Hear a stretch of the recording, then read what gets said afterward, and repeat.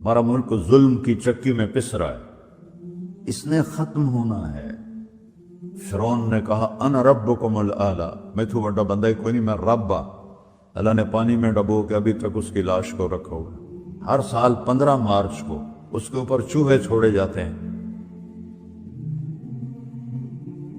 ہمارا ملک ظلم کی چکی میں پس رہا ہے، اس نے ختم ہونا ہے۔ دنیا کی کوئی طاقت ان کے ختم ہونے کو روک نہیں سکتی، چونکہ یہ اللہ کی سنت ہے کہ وہ ظلم کو مٹاتا ہے۔ چونکہ مالک اللہ ہے، مالک بادشاہ نہیں ہوتے، کیوں مر جاتے ہیں؟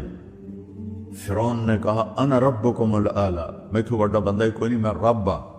اللہ نے پانی میں ڈبو کے ابھی تک اس کی لاش کو رکھا ہوا ہے۔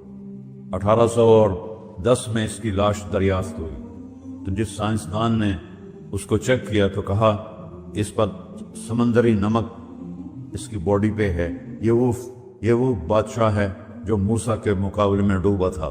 تو اس کے پاس پادریوں کا سر تھامے، پادریوں کا وفد آیا کہ اپنی بات سے کو واپس لو، اگر تم یہ کہتے ہو تو پھر مسلمانوں کا قرآن سچا ہو جائے گا۔ فَالْيَوْمَ نُنَجِّيكَ بِبَدَنِكَ، میں تیرے بدن کو نجات دے دوں گا، لِتَكُونَ لِمَنْ خَلْفَكَ آیَةً، تاکہ آنے والی نسلوں کے لیے تو عبرت بنے۔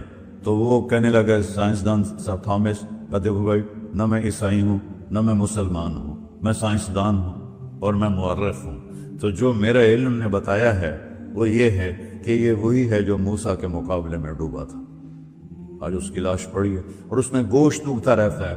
ہر سال 15 مارچ کو اس کے اوپر چوہے چھوڑے جاتے ہیں جو اس کا تازہ گوشت کھا دیتے ہیں، اور وہ اس کی ممی ویسے رہتی ہے۔ اس کے بال اگتے ہیں، اس کا گوشت اگتا ہے ہر سال 15 مارچ، جو اس کے تازہ گوشت جو سال میں بنتا ہے اس کو وہ کھا جاتے ہیں۔ تو اللہ تعالیٰ نے اس کو عبرت کا نشان بنا دیا۔ تو اللہ کی سنت ہے، وہ ظلم کو مٹاتا ہے، صبر والوں کو بچاتا ہے۔ یہ سنت ہے میرے رب کی۔